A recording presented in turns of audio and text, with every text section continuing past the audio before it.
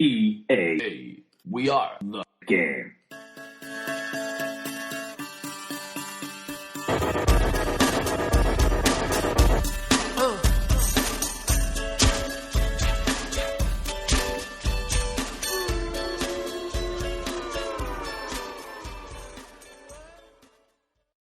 Welcome to the first ever EAA podcast. We're using this as an alternative to match reports. With me today we've got Liban. Star Striker. Hi, nice to be here too. To what? What do you mean? And we've got Nikhil on my right. Superstar striker, last season top goal scorer. And you know this, man? Yeah, but... That will be edited out, definitely. Why? That's pretty good. Do you have a nickname? Anyway, today's topics. We're going to talk about Reprieve, Heroes of Waterloo, Green City, and of course the Champions League this week. But we're going to start off with Reprieve on Sunday. Liban thought it would be a great idea after we won 1-0 just to straight away go up to every guy and go, come on lads, sit down, after the match. Made us all sit down. I didn't actually make anybody sit down. I think everybody sat down. I came. Obviously, I had the privilege of watching the full 90 minutes, and then I saw some of the team's, let's just say, weak points. I think he was just pissed off because the Reprieve's blonde-haired player didn't give him his number. That too. So he took it out on us. No, I mean, to be honest, I thought it was one of our worst games. It was pretty poor. What to watch? To watch, yeah, obviously to but watch. But as a player playing in that, like in the centre back position, I thought we were very defensively strong. I mean, I didn't see any problems going forward. Definitely, we lacked. Obviously, I mean, if you're playing in that game, you're not going to see the deficiencies in the team. Whereas I've got a clear field of view. So, I mean, you can ask Adam as well. He was there with me for the full 90 minutes, and Simeon was there for the first 45 minutes, I believe. So you can ask him as well. It was a pretty poor performance all round. Obviously, I think the defence did a lot better than the midfield, and the strikers did a lot better than the midfield. So basically, nobody did good. So basically, you're saying the midfield was poor, but you've got to remember the way we set up with the manager. He set it up as a 4-2 holding midfielders, one creative player, and we pretty much set up defensively. So if you look at it in that regard, we didn't concede a goal. They didn't create any one-on-one chances. You misunderstand. What I'm trying to say is, I think individually we weren't that terrible, but collectively as a team we were quite poor. Some of our tactical awareness is pretty bad. We're always looking to play the ball forward all the time and not play the simple passes, you know. I agree. Just play it to the periphery, you know. Use our wingers a bit more. I mean, for goodness sake, we brought on probably one of the best players on the field in the second half in Simeon, the left winger. Right winger, sorry. And we didn't even use them that much. So, I mean, what does that tell you I about agree, our team? we need to use the width. What I noticed from Sunday and from the last few games is the team's ability or inability to take criticism. I mean, that's been a very... It's interesting you bring that up because obviously I've had an injury in the last couple of weeks and it's been interesting watching the team from afar. How is that injury, by the way, Liban? It's getting better, thank you very much, Nick. Yeah, it is actually getting a lot better, my injury. But yeah, like I was saying, watching the team these past few weeks, I've seen a lot of infighting. I wouldn't say a lot of bitching, but just people being more susceptible to being more how should I put this? More sensitive than more sensitive. I mean, we're a bunch of guys here, not no offense to women here. Even women wouldn't react like that. Maybe. No girly wordies. I mean, I remember I criticised a girl for having small breasts, and she took it very well.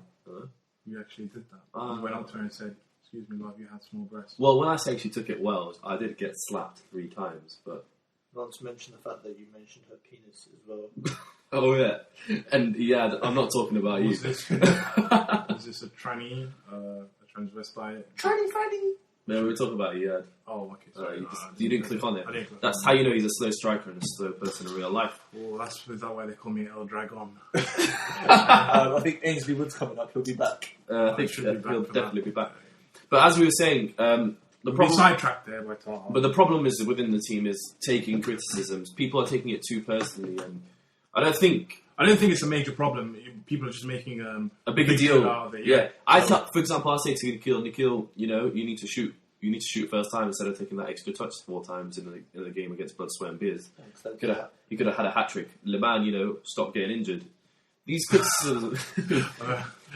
I wish I could. I mean, how many times have I been criticised for having no technique, no heading ability, no ability at all? But yeah, I'm still in the team. True. So, but let's not take away from the actual victory. I mean, it was a clean sheet for Bessie, a new goalkeeper. Who I think has been. He made one top-notch save. Yeah, I think kept us in the game actually. That tipped onto the bar now, I think. Yeah, and let's not forget Mash's debut in midfield.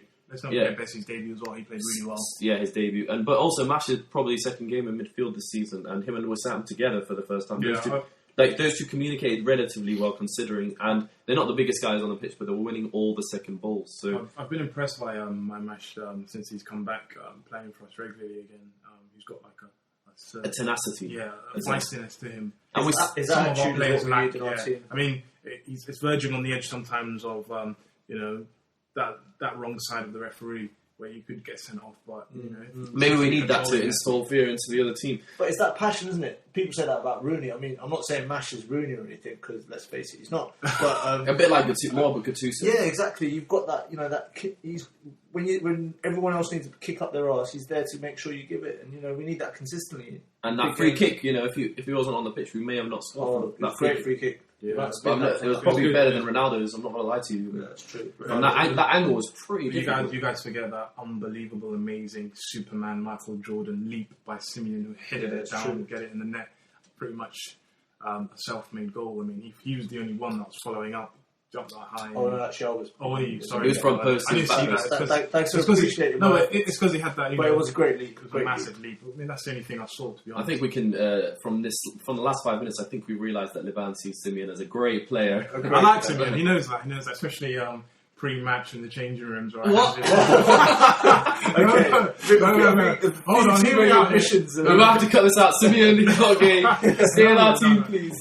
Despite the exercises he was doing just now. You were there. You were there when I handed him my Powerade. Oh, your Powerade.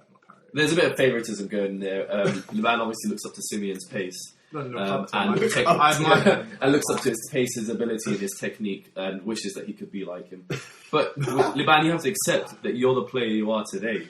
So, but moving on, let's not take away from Wissam's probably first performance in midfield for a long time as well. He did a decent job. Like, he could work on a few things. I mean, his fitness is definitely not there. He needs to work on. That's like probably the main aspect. And I was talking to him as well. His tackling, could improve. But generally speaking, he did a good job. He sat back. He wasn't actually... Did you not notice? Your criticism usually of Wissam is that when he goes forward, he doesn't come back. This week, he made a note of not to go forward. We lacked an attack, but he made a note. I'm not going forward. I'm going to be the side... The passer in the midfield, the Lucas, the Danielson. I think that's what we need with Wissam. But the thing is, switch the play. The thing is, I actually agree with you guys, but what he tried to give us this weekend, that's obviously a bit different, is he actually went forward. And when he got the ball, he tried to look for that pass. Yeah.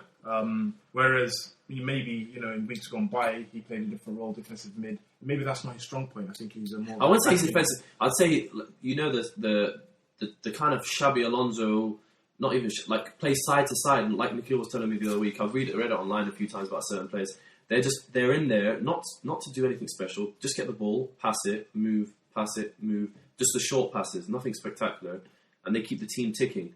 And then you've got other players to do all the other stuff, like run with the ball and stuff. In a way, that type of player is sort of like your get out of jail free card. Yeah. Like whenever you need a pass, that person should be there for you to release the ball to. And that's what I was talking about Xabi Alonso last week. It was for Liverpool, and that's what we need in our team. Because sometimes a winger, he's not going anywhere, but he needs to release the ball. And Wissam, I reckon, can be that player. As well, the wingers need to understand that when they get the ball, they don't need to run at the fullbacks. What they need to do drop deep and is, if they can't run with it, if there's so many players in front of it, turn around, play it back to the fullback, or play it into the midfield, and then make the run, and they'll play it back to... That's what Simeon and Samir do so excellently. Yeah, Samir and Simeon hook up well. And, there needs to be more 1-2s in the game. Samir is brilliant at that. You give him the ball, you're going to receive the ball back. And sometimes he's unfortunate because he plays the 1-2, but he never receives the third pass back to him.